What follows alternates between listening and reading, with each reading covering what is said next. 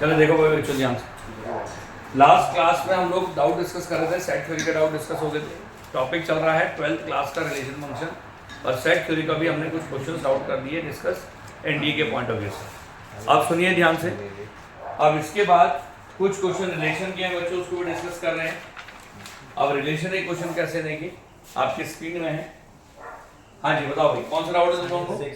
Sixth वाला question देखिए, एक एक करके बच्चों डाउट डिस्कस कर रहे हैं। देखिए sixth question, let S and R and S be two non-void relations। इधर सुनो भाई, अभिषेक सुनो, two non-void relations मतलब void नहीं है in a set capital A, which of the following is not true। कहता है इनमें से कौन सा सही नहीं है।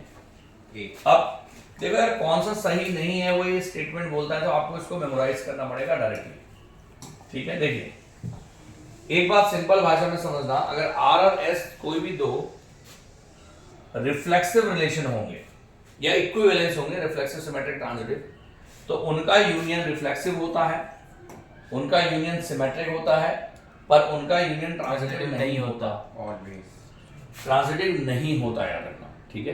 तो आपका इसका क्या, विच of the following is not true, तो पहला ही स्टेटमेंट आपका नॉट ट्रू है। R in S is transitive, that is wrong.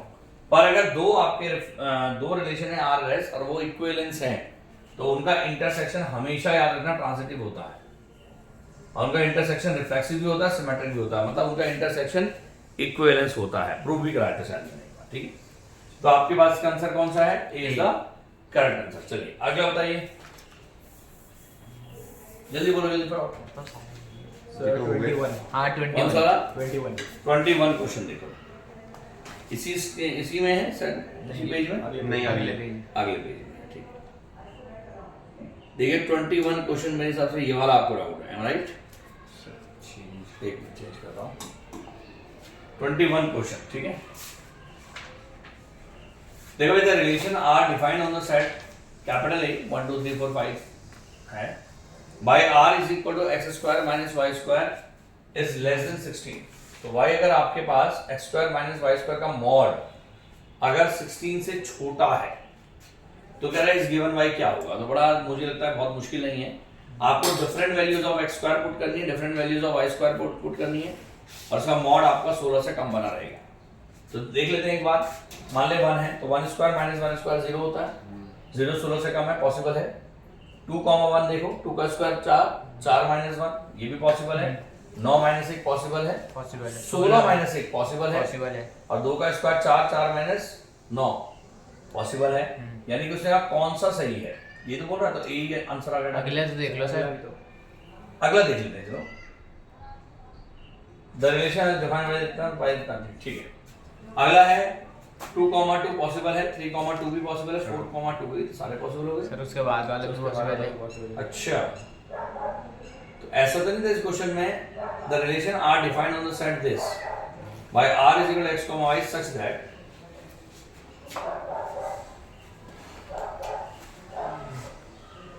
1 2 3 4 5 में कह रहा ना वो, तो none of these होगा ना इसका। नहीं एक 1 2 3 4 5 है, तो 1 2 3 4 5 है, तो 3 3 5 4 भी पॉसिबल है। देखो ये तो पॉसिबल नहीं है, साफ दिख रहा है। हाँ 5 का स्क्वायर 25, ये भी नहीं, वो पॉसिबल possible है, ये भी पॉसिबल है यार। इसका none of these होगा ना फिर। भाई इसका मतलब ये क्वेश्चन ऐसा होना चाहिए, is not given by the relation this is given by दे रखा ना उसने, तो रिलेशन में क्या होना चाहिए, नॉट लगना चाहिए, मतलब बेसिकली नन ऑफ दीज होना चाहिए। क्वेश्चन अलग है, इसने तो इसमें पूरा लिख दिया, आंसर क्या दिया, डी दे रखा, उसका एक्सप्लेनेशन में इसने सब दे दिया, सभी तो आएंगे। सब आ गए। नहीं सब आगे। इसका मतलब ये हुआ कि इसका मतलब ये क्वेश्चन जो है ना गड़बड़ है, इज नॉट गिवन बाय होना चाहिए। बात समझ में आया, मतलब कौन से एलिमेंट्स को फॉलो नहीं करते। चलिए अगला बताइए, 24th क्वेश्चन देखो बच्चों। अब 24th प्रश्न में तुम्हारे समक्ष है, देखो भाई 24th में क्या कह रहा है, कह रहा है यार R कोई रिलेशन आपको दे रखा है, S कोई रिलेशन दे रखा है, तो R और S कह रहा है। इधर देखो, हो गया, मेरा हो गए, मेरा डाउट है, तेरा डाउट है। देख R और S का मतलब यहाँ पर कंपोजिशन लग रही है, यहाँ पर क्या लग रही है बच्चों, कंपोजिशन लग रही है। जैसे F वगैरह था ना, वैसे R O S है। अब कुछ ऐसा समझ के अगर मान ले यहाँ पर, इधर देखो बच्चों, मान ले यहाँ पर एक A है आर रिलेशन आपको दे देगा, बी रिलेशन दे देगा। देखो कुछ ऐसा है कि ये ए है, यहाँ पर बी है और यहाँ पर क्या है बच्चों, सी है। 3 रिलेशन है। अब इनके बीच में जो रिलेशन बन रहा है वो बन रहा है आर, और इनके बीच में जो रिलेशन बन रहा है वो एस। अरे ठीक है, यस सर। अब आर में आपके पास है 1 2 3 एलिमेंट। क्यों? क्योंकि 1 2 और 3 इन्होंने रिलेट किया ना, तो यानी 1 ने रिलेट किया है 3 से और 2 है, 2 2 और 2 ने रिलेट किया है 2 से, 3 ने भी। Three। और 3 ने रिलेट किया है 2 से। ऐसा है। अब उसके बाद तेरे पास क्या है, 2 1 2 3, तो 2 3 तो यही हो गए। हाँ, और अगला है तेरे पास 1 2 3, तो 1 2 3 दोबारा से यही हो गया। सोच, तो वही हो गया। 3 वर्ड्स। दोबारा से 1 2 3 हो गया, कोई बात नहीं भाई। तो अब यानी कि 3 ने किससे रिलेट किया है, 2 ने 1 से, 3 ने 2 से, 3 ने 2 से, और 2 ने 3 और 2 ने 3 से। ऐसा है। तो अब उसने मुझसे पूछा है कि ROS यानी कि R का ऑपरेशन S की तरफ, तो सोचो ROS क्या होना चाहिए तुम्हारे पास, 3 2 होना चाहिए। देखो यार, चाहे मैं ROS निकालूं चाहे SOR निकालूं, दोनों केस में आपके पास क्या होगा, 1 2 3 आएगा। सोचो दोनों केस में 1 2, याद करो कंपोजिशन मैंने पढ़ाई थी ना यार, X ने Y से रिलेट किया, Y ने Z से रिलेट किया, और X इसके ने। बीच। हाँ। अब तो चाहे इसको पहले बोलेगा तो जो गॉफ था, जैसे यहाँ F है यहाँ G है, हाँ, तो ये गॉफ हो गया। Yes sir. तो अगर तो इसको पहले बोल देगा C को, तो यही फॉग बन जाएगा, हाँ पर ये कभी नहीं आएगा। हाँ, सही बात है। तो ये तो X आएगा या Z आएगा, बात समझ में आया नहीं है। तो यानी कि इसका आंसर क्या होना चाहिए, 1 2 3। यानी कौन सा ऑप्शन सही है, ए। 1 ने 3 से रिलेट किया, मतलब नहीं A क्यों होगा, हाँ ये तो होगा 1 3 2 2 3 2 2 1 2 3। सही तो ये 1 3 1 ने 3 से रिलेट किया, फिर 3 ने 2 से किया, तो 1 2 भी आ गया ना, ये तो हुआ लॉजिक। अरे भैया ऐसे करेंगे ना, हम कंपोजिशन बना रहे हैं ना, आप समझो, आप कंपोजिशन ऐसे बना रहे हैं। उसने कहा ROS बना, R से S की तरफ समझ ले कंपोजिशन। हाँ तो क्या हो रहा है, 1 ने मतलब ROS का ना, तो 1 ने 3 से रिलेट किया, 3 ने 2 से रिलेट किया, तो 1 ने 2 से रिलेट किया ना, फिर इसका मतलब सोचो। वहाँ तो दे ही नहीं रहा। ऑप्शन में ही नहीं है। हाँ मैं बता रहा हूँ क्यों नहीं है, कारण बताऊँ। एक्चुअली यहाँ उल्टा ये हो रहा है ना, हमने ROS है, जबकि उसने पूछा हमसे SOR पूछा है, ROS पूछा। हम पहले एक काम करते हैं, SOR निकालते हैं। क्यों? निकाल सकते हैं SOR। हाँ SOR क्या होगा, 1 ने 3 से रिलेट किया, 3 ने 2 से, तो ये आया 1 2। ठीक है, SOR कंपोजिशन याद करना, जब मैंने फॉग ऑफ वगैरह पढ़ाया था। यस हाँ। यस तो ये F है, ये G है, तो गॉफ निकलता ना ऐसे। Yes sir. तो हमने क्या किया, ROS के लिए 1 2 आया। बोलो भाई। और 2 1 आया। अब 2 2 और 2 ये है, तो 2 1 आ गया। हाँ 2 3 भी आएगा। अब 2 2 2 3 है, तो 2 3 भी आएगा। 3 अच्छा अच्छा अच्छा 3 2 और फिर 1, तो 3 3 1। 1 भी आएगा, बस। और 3 3 भी आएगा। बोलो। अच्छा हाँ अब इसको तुझे ROS निकालना, तो उसको पढ़ दे। 2 2 1 1 2। कितना आ जाएगा, 2 अभी 1 नहीं है ना। अभी भी नहीं है ना। 1 2 नहीं आ रहा, क्या कर रही हो यार, 2 1 तो है, 2 1 है, 3 2 नहीं है ना, एक मिनट, 3 3 भी नहीं है। कंपोजिशन तो सही करा रहे हैं हम, देखना जरा इसका। ऑप्शन ए तो होगा सर इसका, नहीं नहीं, कारण बताओ। 24 क्योंकि 1 2 3 24 का है आपका C 2 C। 3 3 2 2 2 2 3 2 ने 3 से रिलेट किया, ठीक है, बिल्कुल सही। 3 ने 2 से। 3 ने 2 से भी रिलेट करा, 2 ये भी ठीक है। 2 ने 3 से ही गड़बड़ा ना यार। 3 ने मतलब 2 ने 3 से चलो रिलेट कर दिया, 2 ने 3 से रिलेट कर दिया, पर 3 2 नहीं है बन रहा ना यार। और 2 2 चलो 2 2 भी ठीक है, 2 2 अब 2 2 तो बन ही नहीं रहा, ये बना 3 2 बन रहा है। बी वो बोल रहे तुम लोग, नहीं C बोल रहे हो ना तुम लोग। C। चलिए आई विल चेक, तब तक अगला देखो। एक मिनट मैं सोचता हूँ, जस्ट वेट अ मोमेंट, सोचो तुम लोग भी तब तक। सर एक बार वो देखो ये आंसर ही गलत लग रहा, ठीक है वैसे गलत। देखो अगर मान लें हम ROS निकालते हैं, तो सिंपल वे में हम जैसे कैलकुलेट कर रहे थे वो सही कर रहे थे। एरो डायग्राम हमारे पास यही था, आर एस अगर ये है तो अगर मान ले आर के अंदर 1 2 3 एलिमेंट है, इसके अंदर 1 2 3 एलिमेंट है, एक बार दोबारा से मैं बता दूं तुम लोगों को, ए के अंदर मान ले ये ए है, दूसरा भी ए है और तीसरा भी ए है, तो 1 2 3 एलिमेंट है, यहाँ पर भी 1 2 3 एलिमेंट है, यहाँ पर भी 1 2 3 एलिमेंट है। अब उसने क्या कहा कि यार इसके बीच में आर मतलब रिलेशन यहाँ एस बन रहा है, आर ओ एस निकालना कंपोजिशन पूछ रहा है। तो अगर हम बात करते हैं यार आर ओ एस के, जैसे उसने कहा 1 किससे रिलेट कर रहा है 3 से, मैं एक बार थोड़ा सा अलग तरीके से तुम लोगों को समझा दूं। 1 3 से रिलेट कर रहा है, 2 2 से रिलेट कर रहा है और 3 2 से रिलेट कर रहा है, ऐसे है डायग्राम में।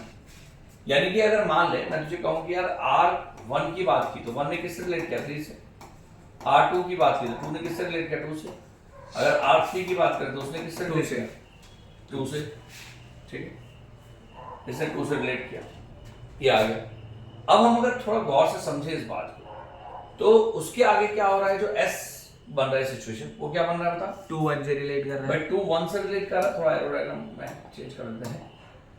2 1 से रिलेट कर रहा है 2 और 3 से रिलेट कर रहा है, 2 3 से रिलेट कर रहा है और 3 2 से 3 2 से रिलेट कर रहा है, ये एरो डायग्राम आ गया। तो अगर हम बात करते हैं, मैंने मुझे निकालना है आरओएस निकालना, आरओएस निकालना है एसओआर निकालना, आरओएस निकालना था, चलिए कोई बात नहीं, आरओएस निकालना था तो थोड़ा सा मुझे क्या करना चाहिए था, एस के एलिमेंट की हम बात करते हैं पहले, आरओएस निकालना ना, अच्छा मुझे ठीक लग रहा है क्वेश्चन, आरओएस निकालना है जस्ट वेट। मैंने क्या किया, पहले एस की बात की क्योंकि मुझे आरओएस चाहिए, पहले एस की बात की हमने, तो एस का 2 एलिमेंट किससे रिलेट कर रहा है 1 से, 3 से भी कर रहा है और 3 से, 1 3 दोनों से रिलेट कर रहा है ना वो, और साथ ही साथ जो एस का 3 एलिमेंट है वो किससे रिलेट कर रहा है 2 2 से।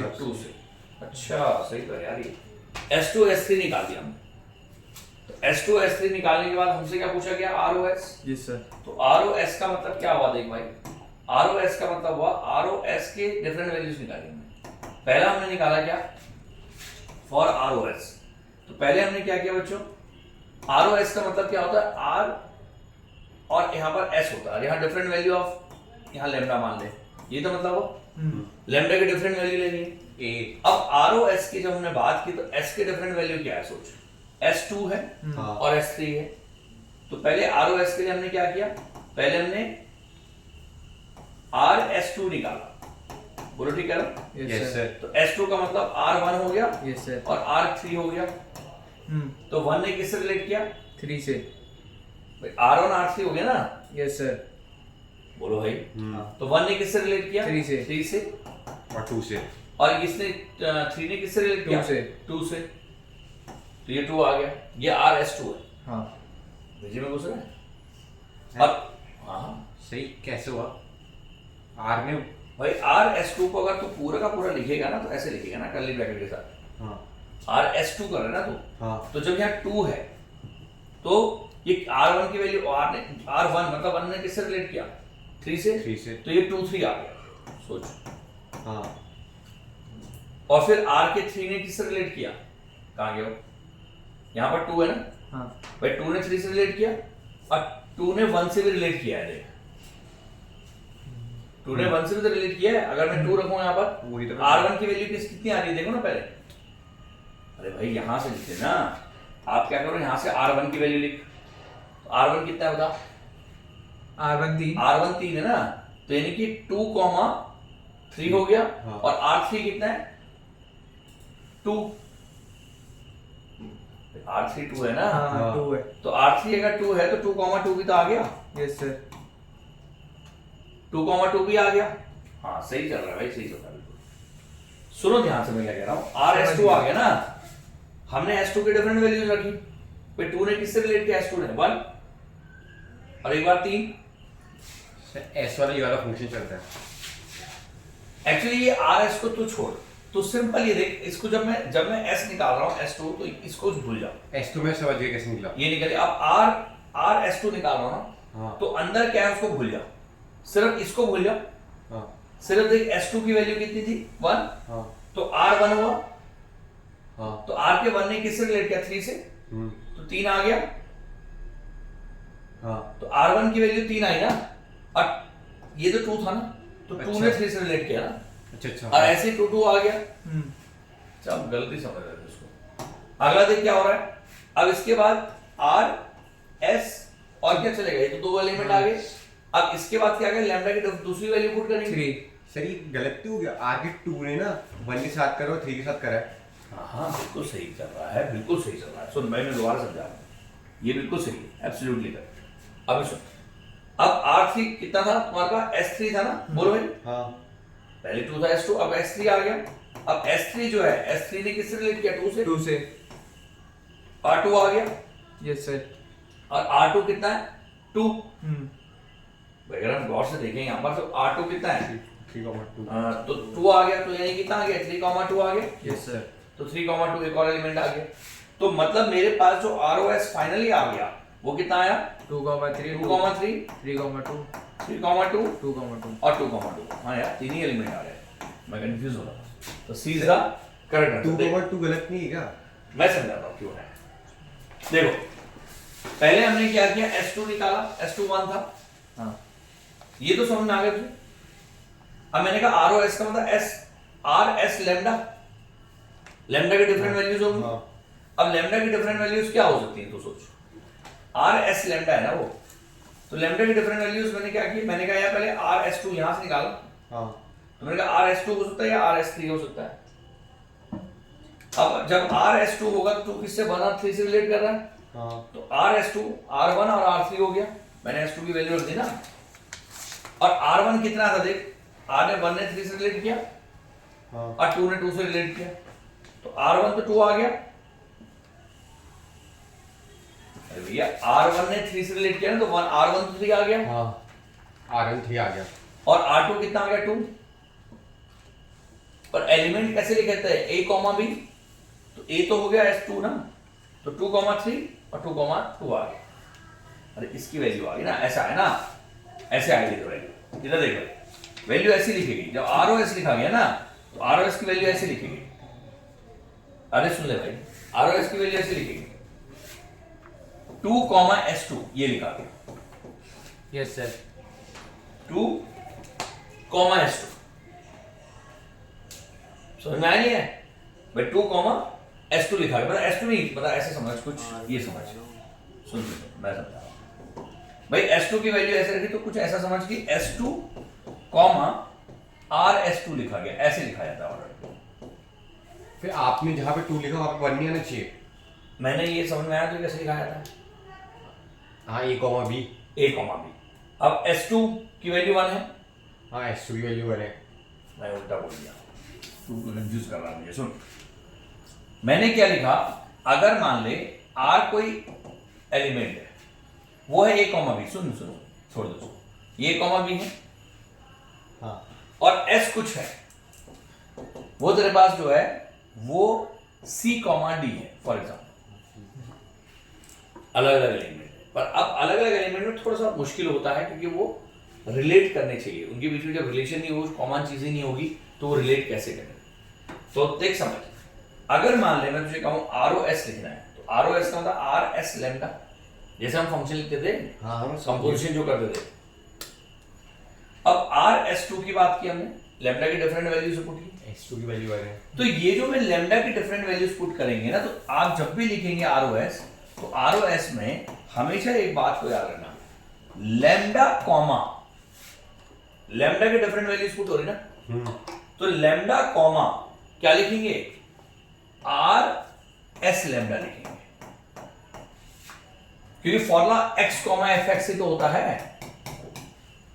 अरे जब कोऑर्डिनेट लिखे जाते हैं ना, x, fx लिखा जाता है ना, हाँ। यानी कि x, y।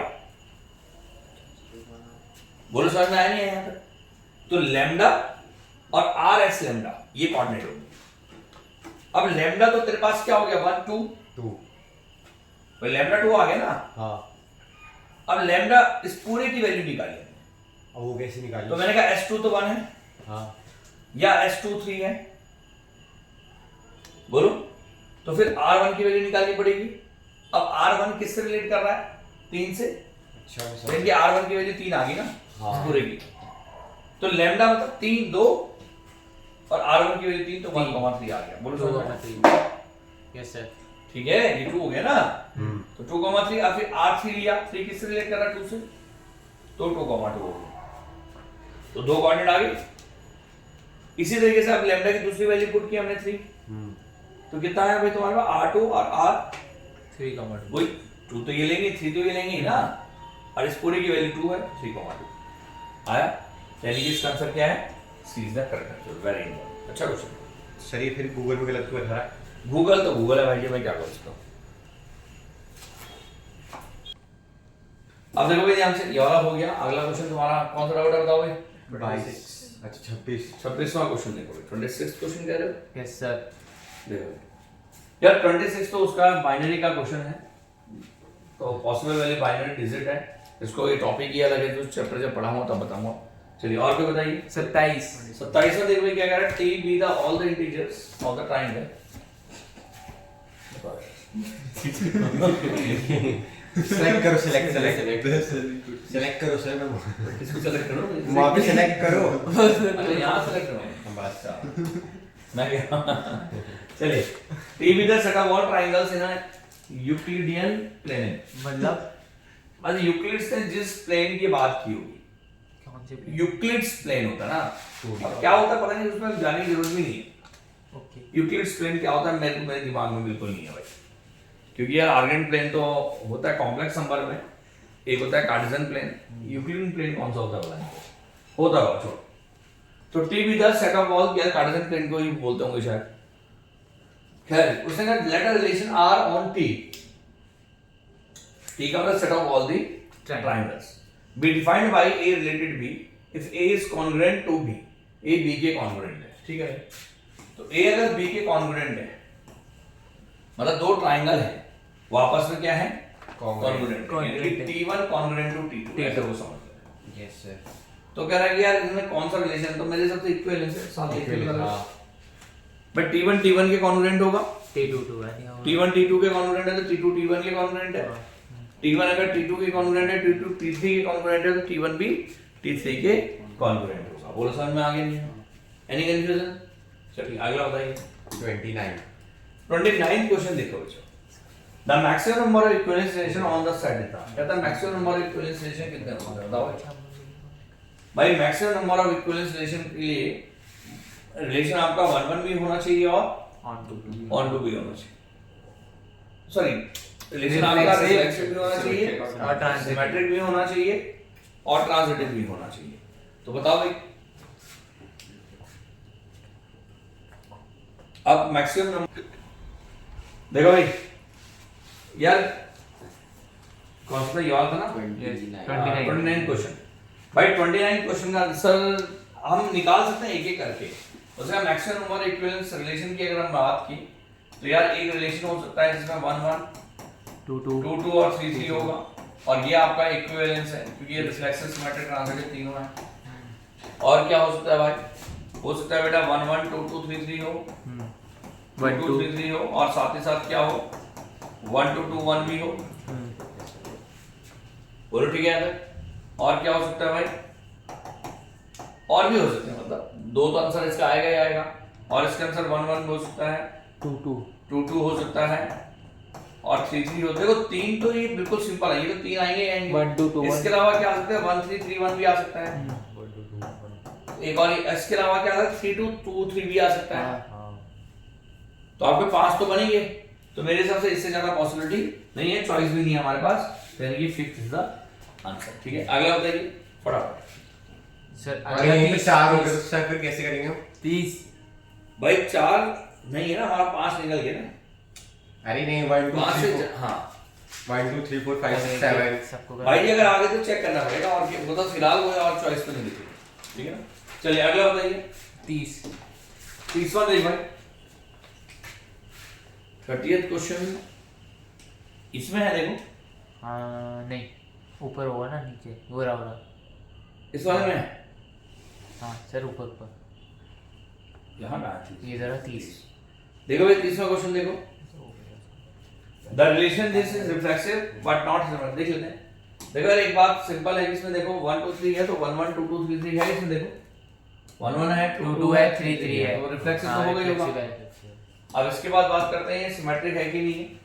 तो फिर भाई देख 1 2 है पर इसका रिवर्स नहीं है, यस सर। तो सिमेट्रिक ये हो नहीं सकता। हाँ ठीक है, 1 2 2 3 है तो 1 3 होना चाहिए, वो है। हाँ। यानी कि reflexive and transitive but not symmetric. A reflexive but not symmetric. A answer. ठीक है, मतलब क्लियर है? यस अगला बताइए। सर नेक्स्ट पेज में 12। नेक्स्ट पेज में 12th क्वेश्चन देखिए। 12th क्वेश्चन नेक्स्ट पेज में, यानी कि यहाँ है ना। हाँ सर 12 वाला। 12th क्वेश्चन देखिए बच्चों। उसने कहा यार what is the value of it. ये तो क्वेश्चन मुझे समझ नहीं आ रहा कि ये इसमें क्यों दे रखा है। ये असल में क्या है कि बिल्कुल बेसिक सा सवाल है जो कि आपने 10th क्लास में पढ़ा था। इसको पूरे को x मान लीजिए। हाँ, वही। x is equal to 2 + 1 upon 2 + 1 upon 2 + 1 upon क्या है? 2 + n। अच्छा ये वाला। तो आपने क्या करना है, इसको x is equal to 2 + 1 upon 2 + x हो जाएगा। Yes sir. 1 अपॉन x हो जाएगा सर। ठीक है, आप x की वैल्यू यहाँ से स्टार्ट हो रहा है ना, Yes. ये दोबारा से x हो जाएगा। आपने x निकालना है तो यानी कि x² = 2x + 1। बोलो ठीक है भाई, x² - 2x - 1 = 0। भाई मल्टीप्लाई करके 1 चाहिए और माइनस करके ये चाहिए, माइनस और तो ये तो खैर x सीधा चारे फॉर्मूले से निकलेगा। ये आएगा 2 + माइनस √(b² - का 4ac, तो प्लस का 1 आ जाएगा और अपॉन 2 आएगा। तो x = 2 + माइनस √5/2। पर ऐसा आंसर है नहीं इसका। सर ये b² प्लस माइनस 4 नहीं आएगा, 4 आएगा प्लस ना, 4 भी तो आएगा, प्लस 4 8 आ जाएगा। √8 आएगा ना। कहां पर Root ओ कितना आएगा बच्चे? 2 2 + माइनस 2 2√2/2, हाँ यानी कि 2 + √2 है। तो 1 + √2 1 + √2 समझा भावना को समझ। 1 + √2 माइनस नहीं आएगा। अरे दो केस लेना ना, एक प्लस एक माइनस। अब देख तो लो उसमें कौन दोनों है। दोनों का है। कहाँ है? अच्छा उसमें √2 माइनस भाई 2 + √2 B है, 2 + 1 आएगा ना, B is the correct answer. ठीक है सर। आगे में समझ में आ गया? हाँ चलिए ठीक है, अगला देखिए। अगला है सर अगला कौन सा बताओ? 16। 16 देखो। 16th क्वेश्चन आपके समक्ष है। सेलेक्ट। अब देखो 16th क्वेश्चन में क्या रहा है कि यार r with the relation on the set, ये तो r को रिलेशन क्या रहा है ऑन द सेट as मतलब defined r the relation defined as x related y if and only if 2x + 3y are is equal to 20। कहता है if and only if 2x + 3y is equal to 20 हो, इसका मतलब how क्या many होता है? elements of the form x, y are there in R? R be the relation defined as x related y if and only if 2x + 3y is equal to 20। 20 तो 2x + 3y आपके 20 के बराबर हो और x, y दोनों natural number हो। कहता है how many elements form x, y are there in relation. Relation में कितने वो हो सकते हैं? बड़ा ठीक है, मुश्किल नहीं है भाई। 3y = 20 - 2x आएगा बच्चे? Yes sir. और y = 20 - 2x/3 आएगा। आएगा। वैल्यू तो पता है।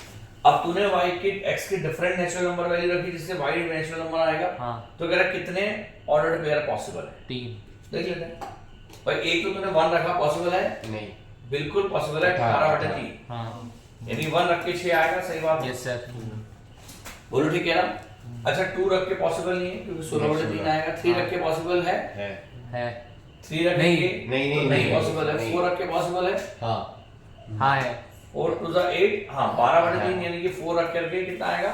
4 4 आएगा, पॉसिबल है। और क्या पॉसिबिलिटी है? 5 रख के पॉसिबल है? नहीं 6 रख के? नहीं 7 रख के? हाँ है 7 × 14 यानी कि पॉसिबल है। 7 रख के 2 आएगा। अब हो गया बस इससे अब उसके बाद और कुछ रख के फायदा है बताओ? नहीं 8 रख के? नहीं 9 रख के?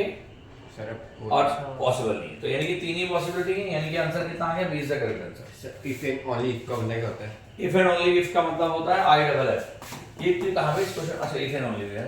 IFF का मतलब सिर्फ और सिर्फ, मतलब इतने ही पॉसिबल है। अच्छा इफ एंड ओनली इफ का मतलब यदि इतने सॉल्यूशन हुए, और इफ एंड ओनली मतलब सिर्फ इतने ही पॉसिबल, सिर्फ मतलब इसका आगे भी। हाँ 3 से ज्यादा सॉल्यूशन पॉसिबल। क्या वो कहता है कि इफ एंड ओनली मतलब उसने कहा x, y में रिलेशन तभी डिफाइन होगा जब ये होगा, अदरवाइज रिलेशन डिफाइन नहीं होगा। नहीं होगा। समझ में आया नहीं आया बताओ? Yes sir. Any confusion? No sir. चलिए अगला बताइए। सर बस हो गया। बेटा और कोई डाउट है तुम लोग बताओ भाई। 17 क्वेश्चन देखो। कौन सी? अरे भाई इसको डाउट है उसको पूछने दे। मैं पूछा। 17वां क्वेश्चन देखो भाई 2021 में आया है एनडीए में। Consider the following statement in respect of the relations. All relations are functions but all functions are not relation. सही स्टेटमेंट है? सही है। सारे रिलेशन फंक्शन होते हैं पर सारे फंक्शन रिलेशन नहीं होते। तो ये नहीं उल्टा नहीं सर ये गलत है, गलत है। सारे फंक्शन रिलेशन होते हैं। तुम्हें चेक करना। अबे पहला स्टेटमेंट गलत है भाई। हाँ पता चल गया। 2 and 3 सारे फंक्शंस रिलेशन होते हैं पर सारे रिलेशन फंक्शन नहीं होते। नहीं होता। अब तो सर ऑप्शन में ही A होगा। relation from A to B is a subset of a Cartesian product A cross B। हाँ सही है, सही है। बिल्कुल सही बात है। तो सेकंड सही है, फर्स्ट गलत है। थर्ड भी गलत है। अब और स्टेटमेंट देखते हैं। ठीक है, पहला सही है, दूसरा गलत है, तीसरा देखते हैं। A relation in a set, a relation in capital A is a subset of Cartesian product A cross B। बिल्कुल सही बात है। हाँ वही सेम चीज आ गई। यानी कि पहला गलत था और दूसरा B है इसका तीसरा सही था। तो B is the Correct answer। चलिए अगला बताइए। 22 हाँ 22 नहीं 22वां प्रश्न देखिए बच्चों। देखिए 22वां प्रश्न है let R be a relation from N cross N. ठीक है, गलत है। अब वो कह रहा है कि यार रिलेशन के बारे में कह रहा है कि r is equal to x y such that कितना आएगा x y belongs to natural number और x square is equal to y square y कहता क्यूब। है y क्यूब कहता है which of the following is correct. ठीक है, which of the following is correct. Correct. ठीक है, नहीं not correct. Not of the following are not correct. तो पहले तो यार पहला स्टेटमेंट जो कह रहा है यार x x रिलेशन में हो तो भैया x square is equal to x cube हो जाएगा। तो भाई हर एक नेचुरल नंबर के लिए तो पॉसिबल नहीं है। Yes sir. तो इसका मतलब पहला स्टेटमेंट ही गलत हो गया। बोलो उसका कौन सा सही नहीं है? तो भैया पहला सही नहीं है। दूसरा दूसरे में कह रहा है x y रिलेशन में होगा तो y x भी रिलेशन में होगा, ये भी नहीं है सही। नहीं है। x अगर y के क्यूब के बराबर y स्क्वायर y क्यूब होगा तो y स्क्वायर थोड़ा x क्यूब हो जाएगा हमेशा ऑलवेज। तो मतलब दूसरा भी गलत हो गया। तीसरा भी मुझे लगता है ये भी सही नहीं है। हाँ तीसरा भी गलत है, D है इसका। तो क्या होना चाहिए? D। 1 2 3 कौन सा गलत है? बहुत समझ में आ गया नहीं आया? Yes sir. और कौन सा डाउट है बताओ? तो पहले के पेजेस में जो है PYQ है उसके सेट्स के उसमें। सेट्स के PIQ। हाँ ठीक है, उस सेट के भी थे मेरे पास, शायद देख रहा हूँ एक बार।